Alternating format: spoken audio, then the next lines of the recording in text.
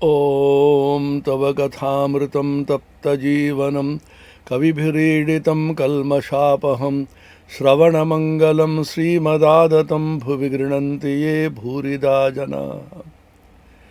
Sri Sri Ramakrishna Kathamrita, the Gospel of Sri Ramakrishna, Sri Ma Kathita, as told by M. Mahendranath Gupta, a disciple of the Master. Dakshineshware Thakur Sri Ramakrishna, Dvitiya Darshan, Guru Sishya Samvad. Sri Ramakrishna in Dakshineshwar, second meeting of M with the Master, and dialogue between Sri Ramakrishna and M, the Guru and the disciple.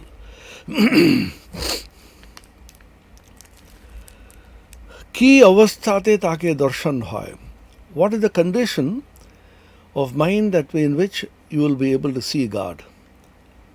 Sri Ramakrishna. Khub vyakul hoye kandle take dekha jai. Maag cheler jonno loke ek ghoti kande. Takar jonno loke kede bhashiye daye. Kintu Ishwarer jonno ke kanche. Dakar maton dakte hoy. Again and again you will find this instruction in the Gospel of Ramakrishna, the Kathamrita. Vyakul hoye take dakte hoy. You should call upon God with tremendous intensity of longing and earnestness. Longing for God, earnestness, yearning. These are states of mind which Sri Ramakrishna has repeatedly emphasized. Later in the Gospel there is an occasion in which he will explain this. Pandit Shashadhar is a very great scholar in those days. Shashadhar Tarko Chudamani, that was his name. He was given the title of Tarko Chudamani, a person who is adept and a past master in logic, argumentation. He comes with his disciples and asks Sri Ramakrishna, what kind of Vyakulata is necessary to be able to see God? Vyakulata means longing, means yearning, means intensely wanting Him.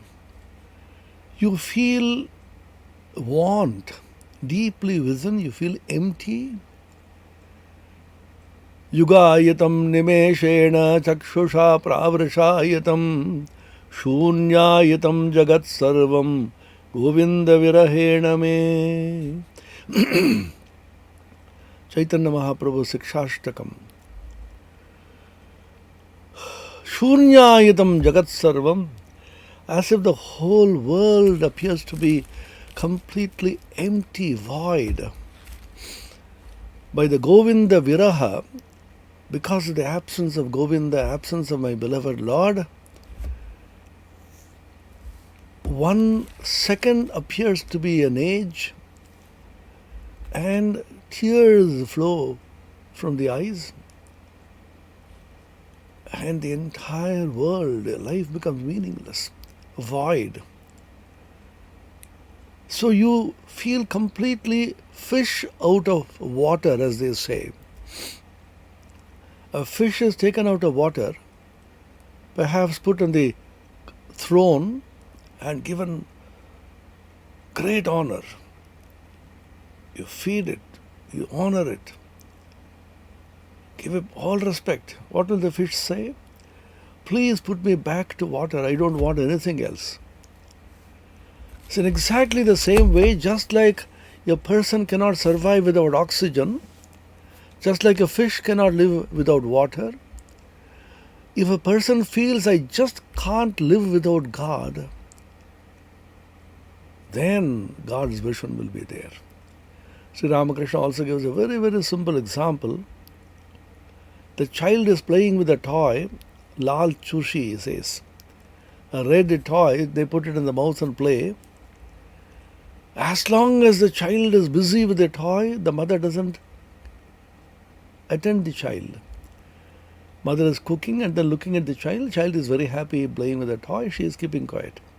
Suddenly, when the child throws away the toy, starts crying, Ma, Ma, Ma, etc., immediately the mother takes away the pot from the oven, cooking pot, keeps it below, and then runs to the child and takes the child in her lap. So that is Vyakulata, that is earnestness, yearning, longing for God.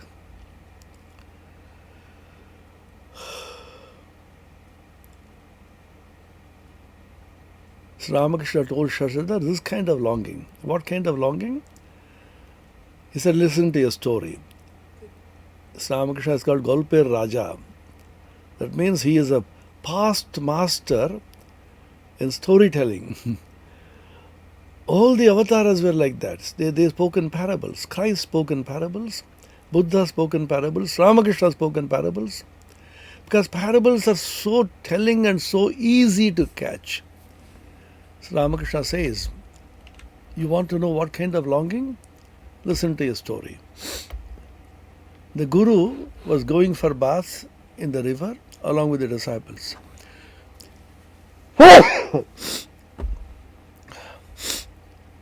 When one of the disciples was bathing with his head inside water, suddenly the Guru held his head, would not let it go.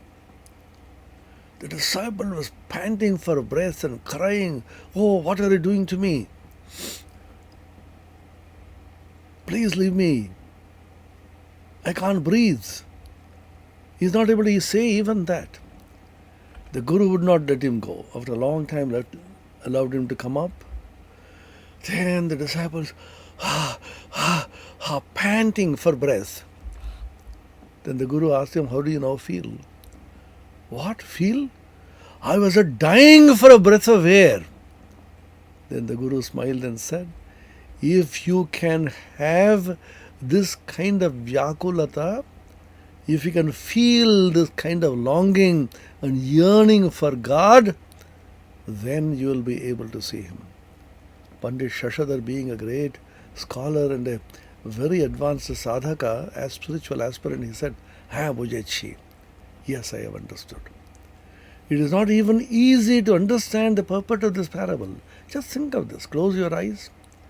Imagine the entire parable from the beginning to end and realize the intensity of longing which a person feels for a breath of air.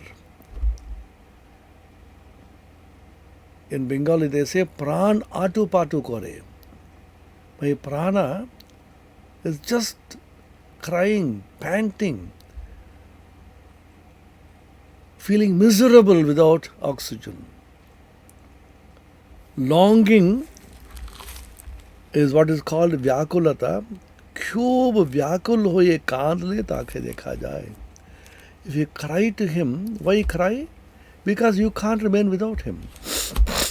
You are so deeply absorbed in God's thought, and just like a fish cannot live without water, just like a living person cannot live without oxygen or air, you just can't live without God. Shunyayatam jagat sarvam govinda virahena me. Separation from my beloved Govinda, God, makes me feel that the entire world is shunya, empty. 1 minute appears to be one yuga, nimesha, appears to be millions of years. And tears flow from me. The gopis felt like this. Surdas is a beautiful song, which is a very common song when we were young. Nisidin barasat nain hamare, nain hamare. Nain means nayana. My eye, we are eyes. Nisidin barasat, day and night, tears are flowing down our eyes. It's as if the rainy season has set in. torrential rain day and night. Our eyes are wet with tears because we can't bear the separation from our beloved Govinda and Sri Krishna. খুব ব্যাকুল হয়ে কাঁদলে তাকে পাওয়া যায়. Many people think this crying is bad. Crying for worldly things they don't consider bad, but crying for God they think it's bad. He says, মাগ ছেলের জন্য লোকে এক কোটি কাঁদে, টাকার জন্য কেঁদে ভাসিয়ে দেয়, কিন্তু ঈশ্বরের জন্য কে কাঁদছে? ডাকার মতন ডাকতে হয়. Who cries for God? People shed jugfuls of tears for their wife and children. People cry for money, wealth, position, power. But who cries for God? এই বলিয়া ঠাকুর গান ধরিলেন. Saying this, Sri Ramakrishna started singing. ডাকো দেখি মন ডাকার মতো কেমন শ্যামা থাকতে পারে, কেমন শ্যামা থাকতে পারে, কেমন কালী থাকতে পারে.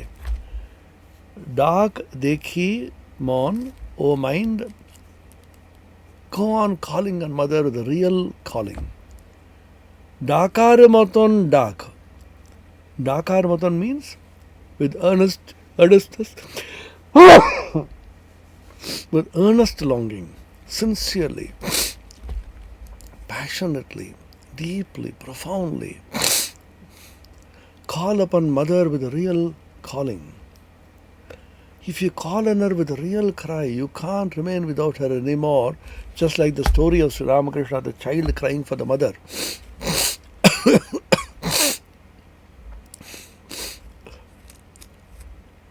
How can Shama withhold herself from you? How can Kali be away from you? When the child calls on the mother with earnest longing,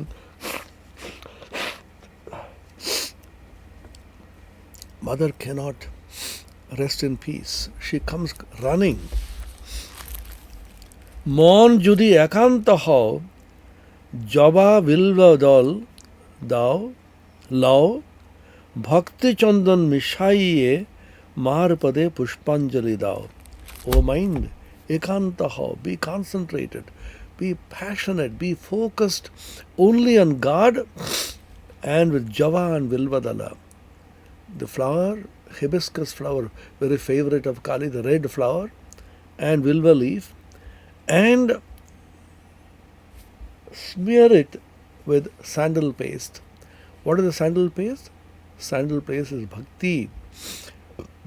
Smear it with the sandal paste of bhakti, devotion, and offer it as pushpanjali to the mother. What is pushpanjali? Offering us oneself. My heart, my mind, my prana, all my senses, I am offering as a dedication to the Divine Mother. ব্যাকুলতা হলেই অরুণোদয় হয়, তারপর সূর্য দেখা দেবেন, ব্যাকুলতার পরই ঈশ্বর দর্শন. The moment you realize that you can't live for a moment without God, then Arunodaya is called.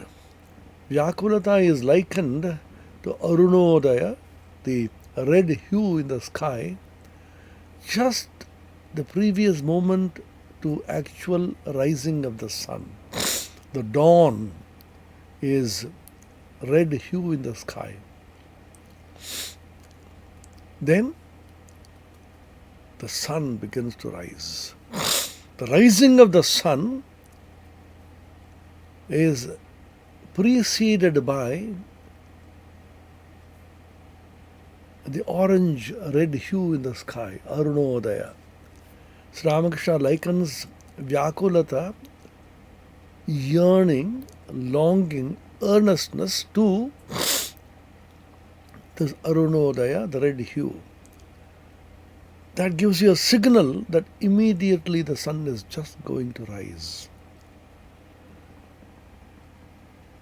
Vyakulatar pori Ishwar darshan. The moment you feel deep attraction for God, so deep that you can't live without Him, even for a moment, then you know that God's vision is near at hand and mother cannot remain peacefully anymore without rushing towards the child. Then gives another worldly example. He gives very simple worldly examples so that we are able to understand the significance. Spiritual things are usually taught by Sri Ramakrishna through such simple examples.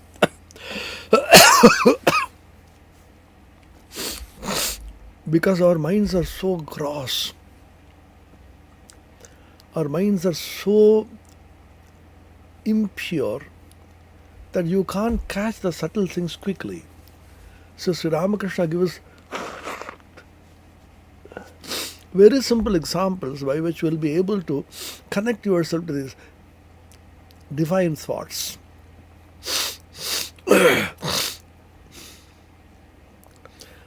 तीन टान एकत्र होले तबे तिनी देखा then. If three kinds of pull, three kinds of attractions are joined together in one, then you will be able to realize him. What are the three? Vishayir Vishaye টান, মায়ের সন্তানের উপর টান, আর সতীর পতির উপর টান. Vishayi, a person who is a worldly person, extremely attached to his wealth, possessions. Such a person feels so much attracted to his wealth. How much money I am going to get, how much of perquisites I am going to have. Constantly he is worried about his money, his wealth, his position and so on.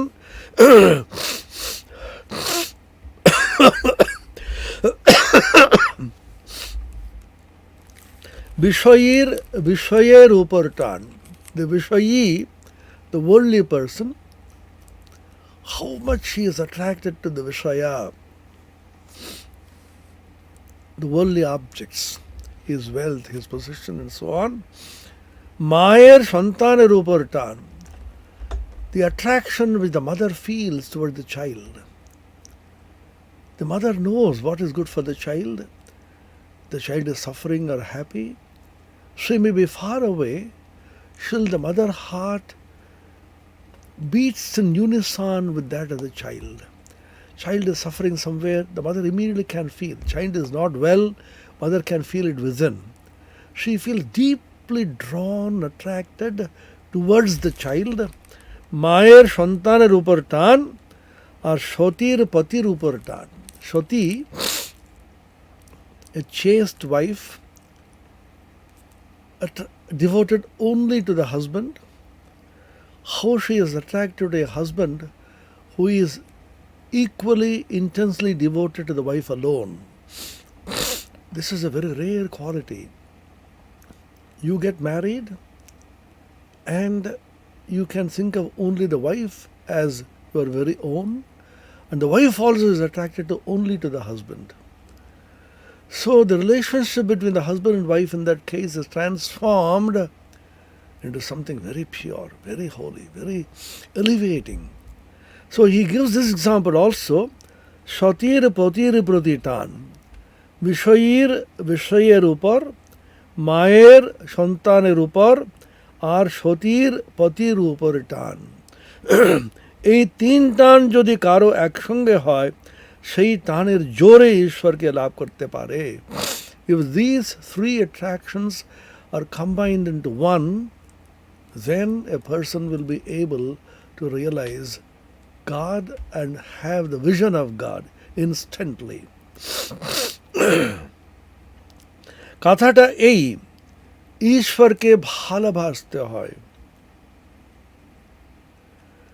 মা যেমন ছেলেকে ভালোবাসে, সতী যেমন পতিকে ভালোবাসে, বিষয়ী যেমন বিষয় ভালোবাসে. This is such a simple, direct, most powerful teaching of Sri Ramakrishna in the Kathamrita, in the Gospel. Kathata ei, that means this is the essence of the whole teaching. What is that? Ishwarke bhalabhaste hoy. You have to love God. Love thy God with all thy soul, with all thy heart. Vanity of vanities, and all is vanity, except to love God and Him only to serve. Thomas A. Kempis says in the Imitation of Christ, everything is just vanity, everything is useless in this world, everything is valueless without God. Sri Ramakrishna gives the example of zeros. If you put 0 and 0 and 0, everything adds up to only 0. If you put 1 before it, the whole thing becomes greatly valuable. So, that 1 is God. So, the essence of the whole teaching, the secret in spiritual life is so simple. But the secret becomes simple, we don't give it importance. We think a secret should be extremely tough and difficult to understand. But the spiritual secret is the simplest. There is one temple in the southern part of India called Chidambaram. Ambara means Akasha. Chid is consciousness. Shiva is present as Panchabhuta in various temples. Prithvi, earth, up, water, Tejas, fire, Marut, air, wind, Akasha, space. In Chidambaram, Shiva is supposed to be in the form of Akasha. So there is a very interesting ritual there. There is a huge hall in which people are assembled to see Chidambara Rahasyam. It's called the secret of Chidambara. So people have to pay a small amount of money and people, large number, they gather there. There's a screen in a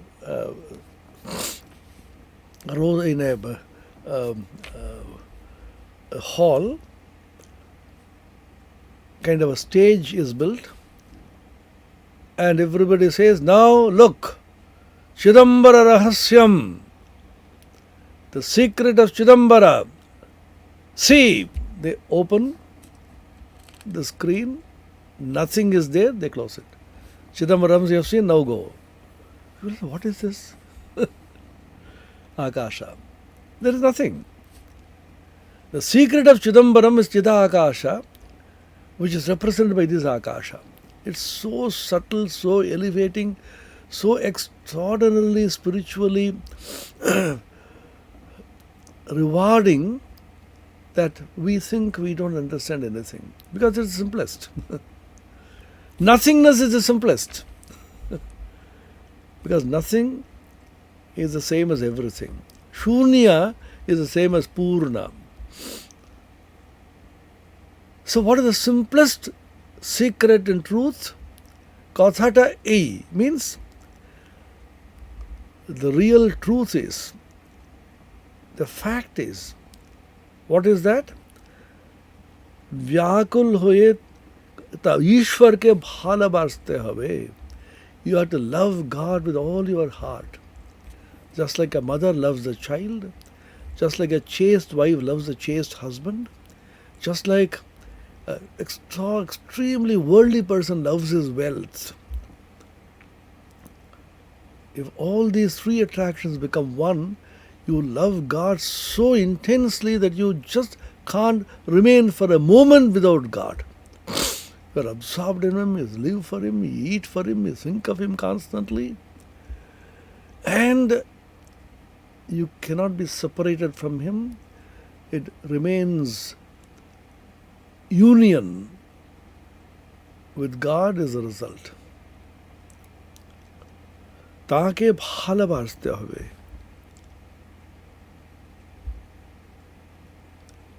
মা যেমন ছেলেকে ভালোবাসে, সতী যেমন পতিকে ভালোবাসে, বিষয়ী যেমন বিষয়ী ভালোবাসে, এই তিনজনের ভালোবাসা, এই তিন টান একত্র করিলে যতখানি হয় ততখানি ঈশ্বরকে দিতে পারলে তার দর্শন লাভ হয়.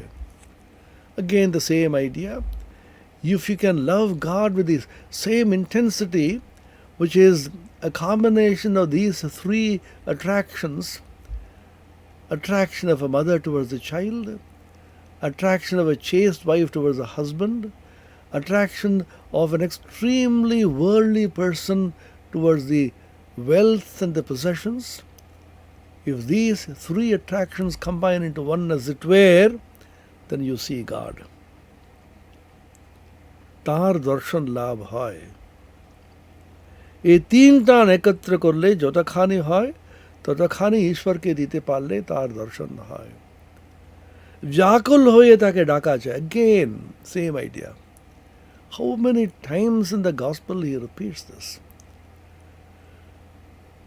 In fact, it's called Vyakulata Yoga by Rajagopalacharya, who wrote a book, Ramakrishna Upanishad. He says there, Sri Ramakrishna, as it were, discovered a new yoga, new path. We talk about Karma Yoga, Jnana Yoga, Bhakti Yoga, Raja Yoga, so many different kinds of yoga, Bhakti Yoga. He says Vyakulata Yoga. Yoga is getting united with God. Vyakulata is the longing. Longing yoga. Yearning yoga. Crying to God with such earnestness that you can't really feel separate from Him. The longing yoga will lead you to God. बिड़ालेर छाना केवल mu mu करे माँ के डाकते जाने. Again, he gives the example of a small kitten. There are two kinds of bhakti spoken of in the Bhakti Shastras, in the devotional scriptures. One is the kitten type of bhakti. The other is the monkey type. Marjaranyaya and Markatanyaya. The kitten, the Marjara, knows nothing except the mother. Wherever the mother keeps it, it simply stays there and says mew, mew, mew. And immediately the mother rushes and feeds it, takes it in the lap and caresses it, fondles it, gives her affection. But the Markata, the monkey, is cleverer. The baby monkey holds on to the mother monkey with such grip that wherever the other monkey jumps, he is holding on, doesn't fall. What is the difference between these two kinds of bhakti? In the monkey type of bhakti, the devotee of God, the aspirant, calls on God, sings of God, practices sadhana to realize God. But the Vyakulata yoga is not that kind of bhakti. The kitten type of bhakti, the devotee realizes that he has no courage or capacity to be able to do anything. Sharanagati, surrender, prapatti to the completion, total. It doesn't have the strength even to call on the mother. It simply says mew, mew, mew. Then the mother comes rushing. The self-effort is also totally gone. This is a great riddle in spiritual life. How much of self-effort is required and how much of divine grace will make you realize God. Some people say, I don't want to do any self-effort, God will take care of me. You may say that provided you have that kind of spirit of surrender. Sri Ramakrishna again gives a beautiful story. There's a bird was sitting on the mast of a ship. And the ship was an anchor. The bird was sitting on that. And after some time, the ship started moving into the sea. The bird did not realize it. It was quietly sitting on the top and perhaps slept away. When the ship moved deep into the sea, suddenly the bird realized, oh, I have come so far away from the land. I have to go back home. My nest is there, my children will be there, and I have to fly back home. Started flying and flying and flying, but it has come so deep into the sea, it was seeing water, water everywhere. It's moving, it's flying towards the east, flying towards the west, flying towards the north, flying towards the south. No land is seen anywhere. It tires its wings because extremely exhausted. I can't fly anymore. Comes back and sits on the mast of the ship, completely unconcerned. I can't do anything more. Let me just sit here. This is Sharanagati, surrender. Sitting in the ship should come after flying, not before it. Before flying, you have a propensity to fly, you have a desire to fly, you have an inclination to fly. That is sadhana. You go on doing sadhana. But when you know that the infinite can't be attained by finite sadhana of the mind, when you realize that which is infinite and absolute is not realizable by the relative mind, then you completely stop all self-effort. Not that you stop it, self-effort completely drops away.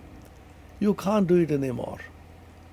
You realize the stupidity of the finite mind trying to explore into the infinite, the absolute, and realizing it. Then it simply drops all effort, all thought drops away. The mind is extinguished and destroyed, and God alone remains. The Atman or Brahman alone shines forth.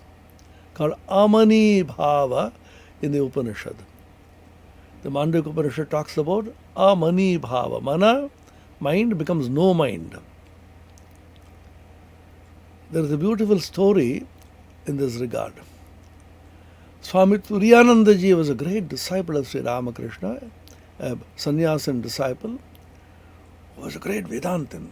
He used to make a lot of self-effort, meditation, tapasya, always encouraged and inspired the younger brahmacharis to go meditate. He was just sitting quietly, and a few disciples, few brahmacharis, sannyasins came to join him in conversation. One of the very young monks told Swami Atmapriyananda-ji, I have now found out the way to success in spiritual life.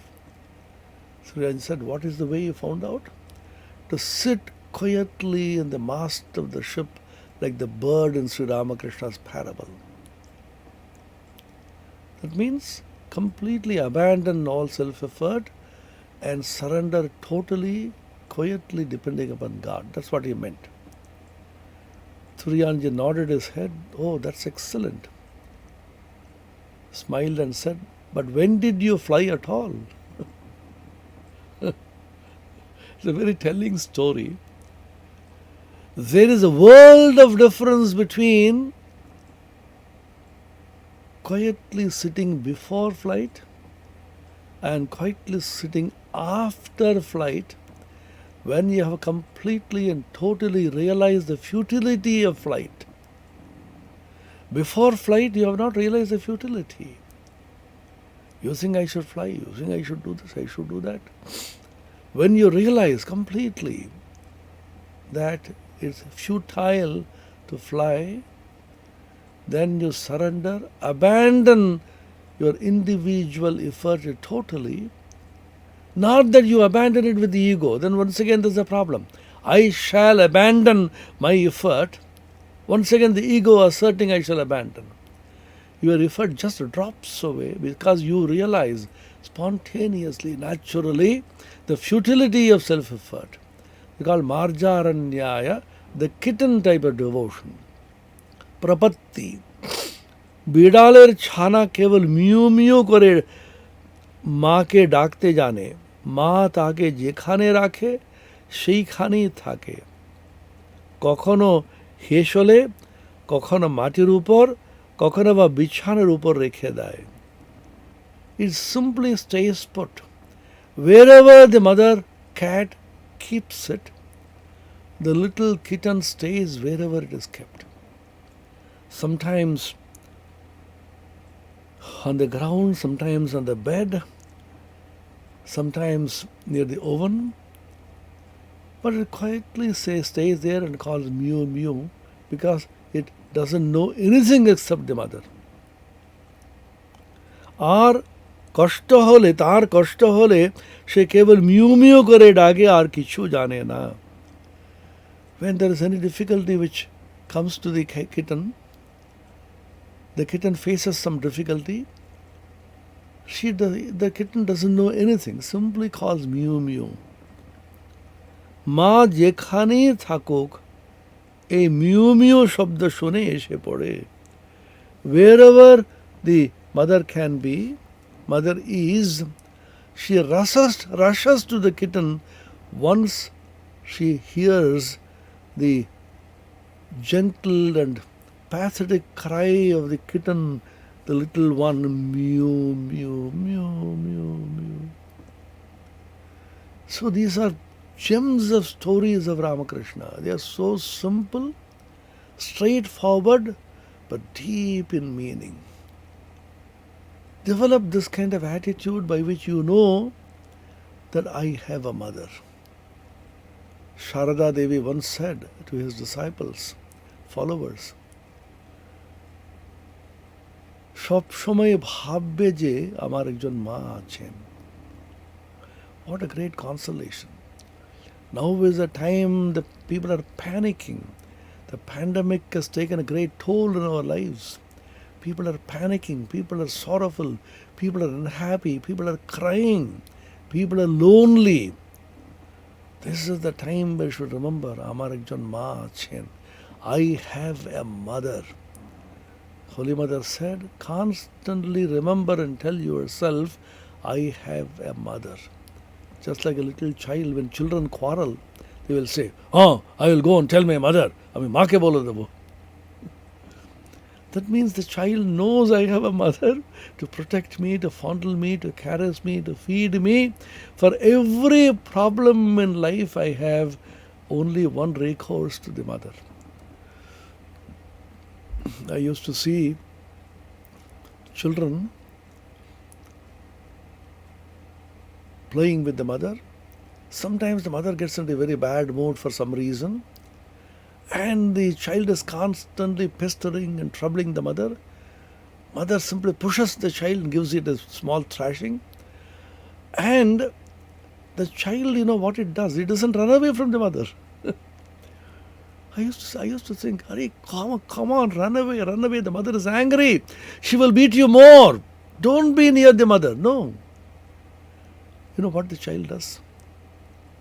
So touching and so moving and so tellingly educative. What is that? It hugs the mother and cries all the more. I used to think, why is it that the child is doing this? Because the child is not acting from the intellect. We, the so-called educated people with a stupid intellect, we will logically think, now when the mother is angry, she will beat me more. If I stay near, let me run away. But the child is operating from the innocence of the heart of love.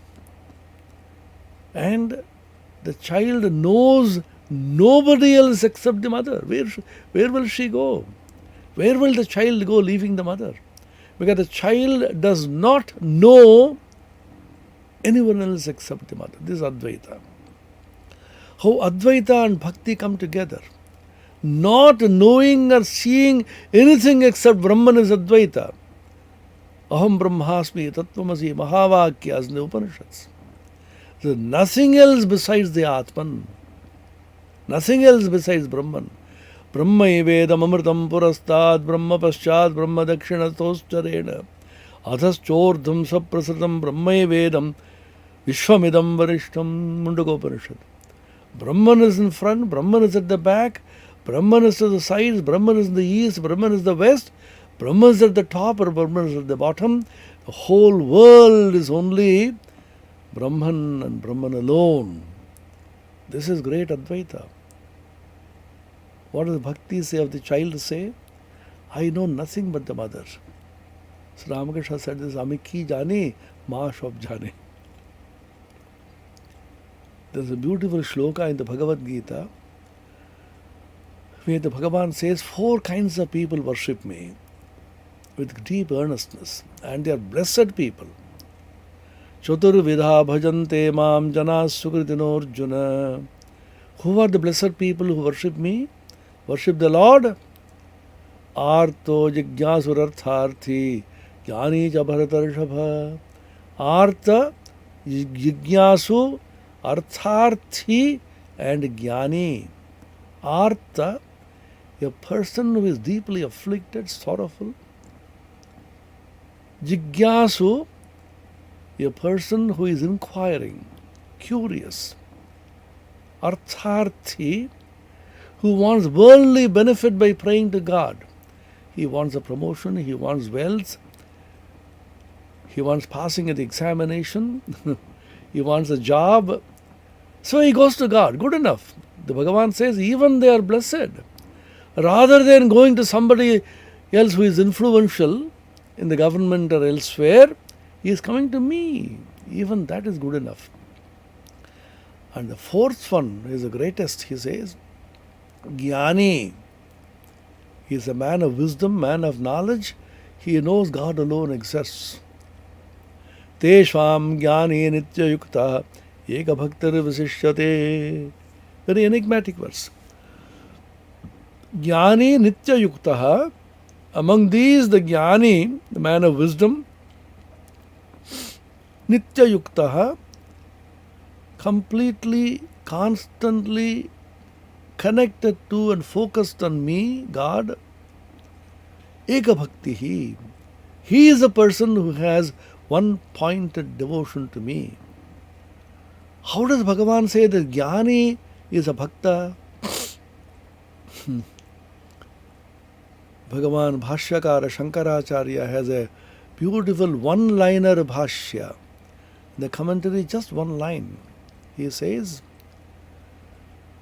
Eka bhaktihi anyasya bhajaniyasya adarsanat eka bhaktihi. Look at this line. Anyasya bhajaniyasya adarsanat eka bhaktihi. He is eka bhakti, one-pointedly devoted to me because he does not see anything besides me to be devoted to. Look at this very carefully. Try to understand the depth of it, the intensity of meaning.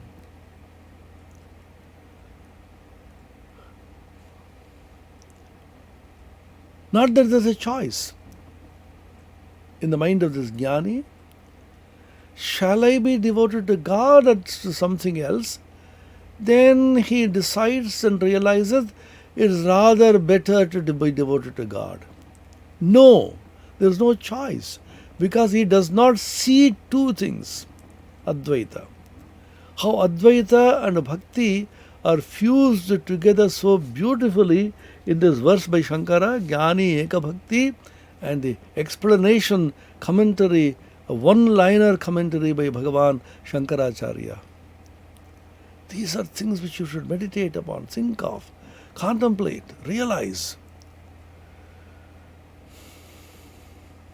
Anyasya bhajaniyasya adarsanat eka bhaktihi.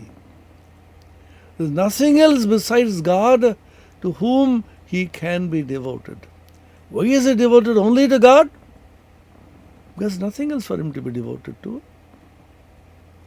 He is absorbed in him, he is devoted to him, constantly thinks of him, because there is nothing else for him to think about. That means Advaita. There is no Dvaita except God. He is devoted to him. This is total and complete surrender. The kitten is surrendering to the mother, not because the kitten has a choice, the mother versus somebody else. The kitten knows only the mother, sees the mother, hears the mother, talks to the mother, cries to the mother, only mother. In Swami Turiyanandaji's life, I just now mentioned Swami Turiyanandaji, he was a great jnani as well as a bhakta, totally surrendering to the will of the Divine Mother, reading the Chandi, Devi Mahatmyam, as well as the Upanishads and the Bhagavad Gita. A great jnani, Vedantin, and a bhakta. Only a Vedantin and a great jnani can be a true bhakta because he sees nothing else except God. Swami Vivekananda took him to USA and then told him, you show them the ideal of a real Paramahamsa Sannyasin. The Shanti Ashrama, which he has set up in San Francisco,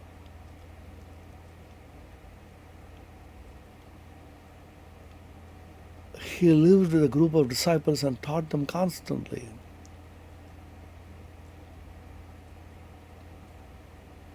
He found nothing around. A cottage had to be built. There was no water. Then he started with tears, Mother, where have you brought us? These people will die. They are not used to that kind of hard work. What will happen to us? And one of the disciples told him, Swami, why are you agitated and worried? Will not Mother protect us? The Swami was startled. Yes, you are right. Oh, how great is your faith. From today, we will call you by a new name, Shraddha. That's the story. Then the disciples had such wonderful teachings from Swami Turiyanandaji, and one of them got slightly disturbed and perturbed. Why? Because the teachings are too high. Is it for people like us? We are not so pure, we are not so holy. We are given to worldliness. How can we faithfully follow these teachings till the end of our lives? Swami, suppose we can't follow these teachings in letter and spirit and have a fall from the ideal, what will happen to us? We lose this as well as that. Turiyanji gave a beautiful answer which we should meditate upon, realize, deeply contemplate. You know what was that? Imagine a child climbing the shoulders of the mother. Suppose the child falls, where will it fall? It will fall in the lap of the mother. What a consolation. What a teaching. I have a mother. I fall in the lap of the mother. Where will I go leaving the mother? I have nothing else. Na dhanam, na janam, na sundarim va jagadisha kamaye mama janmani janmanishware bhavatat bhakti rahitu ki tvai. Chaitanya Mahaprabhu, Shikshashtakam. Na dhanam, na janam, na sundarim. I don't want people, following of people. How many millions of people follow me on the Twitter and follow me in the social media? People feel billions of followers I have. Jana, dhana, wealth. Sundari, beautiful damsels and women for enjoyment. I do not want any of these, O Lord. Janma after janma, life after life, I should have pure, unalloyed, motiveless devotion to your lotus feet. Ahituki bhakti, a bhakti which is not motivated by anything, not because I want something from you that I come to you. I just come to you out of my tremendous attraction for you. Ahituki bhakti. We don't want anything from the Lord. I just love Him because He is my most beloved.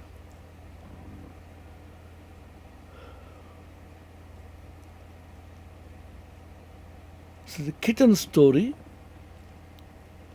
Ma jekhane thakuk, she mew mew shabd shune, eshe pore. Wherever the mother may be, the moment the mother hears the sound mew mew, she comes to the child and takes the child in its lap. So these are teachings which you constantly should think about. How much is our strength? However much you may try, can you exhaust the infinite? How big is your intellect? Even the smallest of the small you cannot know. Take this COVID-19 virus, for example. It's the tiniest of the tiniest of the tiny, whose nature is still inexplicable. The topmost Nobel laureates among the biologists and the immunologists and the virologists of the world are baffled. What kind of virus is that? Constantly changing forms, mutating, multiplying. Variants, they call it. This moment it is there, next moment it has changed to something else. They are exhausting all the Greek alphabets, alpha and beta and gamma, delta variant, delta plus, no lambda. You may call it by any name. And the last laugh is by the virus. Oh man, how big and how sharp is their intellect. I throw you a small challenge, come on, take it. And the entire humanity is flat, panicking, crying.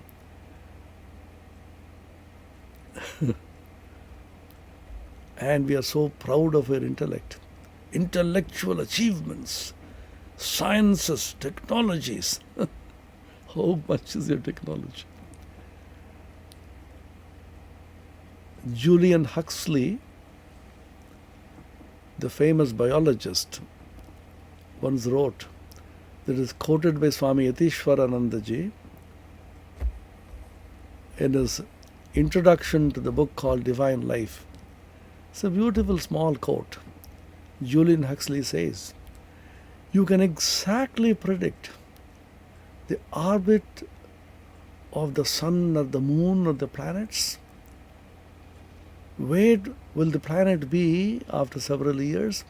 When will the next solar eclipse occur after 100 years? Exactly you will be able to predict. Because you are dealing with dull, dead, inert matter. But when it's a consciousness, life, it's something totally different. Julian Huxley says, but you cannot predict the orbit of a common housefly. Very often we have seen a mosquito is sitting here and is biting me. This fellow has to be. So I go carefully and say, and the mosquito goes and sits there. Now see, now what? Man is helpless before a small mosquito or a virus. Life and consciousness, they introduce something which is unpredictable. The unpredictability and the uncertainty of life is something extraordinary which you can't so easily solve. All of a sudden, now is going to be over. We have almost conquered. Then the virus has the last laugh, comes back with Delta Plus. Hey, where were you? I have come back. Oh, there is a second wave, third wave, fourth wave. Go on counting the waves. This much is your intellect. How poor, how silly, how stupid is man's intellect, and how huge his egoism. Shakespeare, in the Measure for Measure, said, man, proud man, dressed with a little brief authority, most ignorant of what he is most sure of, his glassy essence, makes such fantastic gestures before the high heavens that makes the angels weep like an angry ape. When monkeys get angry, They make such fantastic gestures. Like an angry ape, this proud man is making such fantastic gestures before the high heavens. And the angels are weeping. Oh man, proud man, this small virus is going to create havoc in the world and the whole globe is going to cry. Wait for some time, don't be too proud. Then go down on your knees and say, oh Lord, save us. If you say that, then the intellectuals will say, oh, this is superstition. This is religion. We should conquer it through science. You go on conquering. At least this man, a simple man praying to God, is peaceful. He says, oh God, I do not know how to come out of this crisis. You please save me. So he prays to God with a peaceful heart. He goes to sleep. The proud scientist, virologist, immunologist, I will conquer it through science. This poor superstitious person praying to God, I will conquer it, spends sleepless nights. Your intellect can't stand before a small virus. Don't talk big. So nature comes and gives a tight blow on your cheeks and makes you behave. So let us be humble, let us be simple, understand the power, mighty power of nature. If the mighty power, the inert nature which you see in the cosmos, the planets and the stars and the nebulae, and how much more in the life which you see under the sea, in plants and animals and human beings. Such a vast, complex mechanism called nature. So stand and wonder in rapt awe and be humble. Albert Einstein said, my religion consists of a humble adoration of an illimitable intelligence which our dull faculties can comprehend only in the most primitive form. He also said, the most sublime and the most profound emotion that one can feel is the sensation of the mystical, religious. And this is truly the source of all science. To know what is impenetrable really exists, manifesting itself as the highest wisdom and the most radiant beauty, which our dull faculties can understand only in the most primitive form. This feeling is the center of all religiousness. Is truly this cosmic, religious and mystical consciousness is the source of all scientific research. He who is a stranger to this emotion, who could no longer stand and wonder in rapt awe, is as good as a dead. This cosmic, religious and mystical consciousness is truly the mainspring of all scientific research. This is Einstein speaking. The more you realize into the complexities of nature, the more you become humble, the more you feel small, and your egoism is ultimately crushed and shattered to smithereens. Then you call upon the supreme being called God. Nature is so complex and so wonderful. How much more should be the supreme illimitable intelligence which empowers nature. This is the message which the Kathamrita, the Sri Ramakrishna's Leela, this gospel repeatedly gives us. Cry to God with a real cry, with humility and complete egolessness, the innocence of a child. Call on Him and He shall respond and protect you. Om Niranjanam Nityamanantarupam Bhaktanukampa Thrita Vigraham Vai Ishavataram Parameshamidyam Tam Ramakrishnam Shirasa Namamaha. Om Shanti Shanti Shanti. Harihi Om Tat Sat. Shri Ramakrishna Arpanamastu.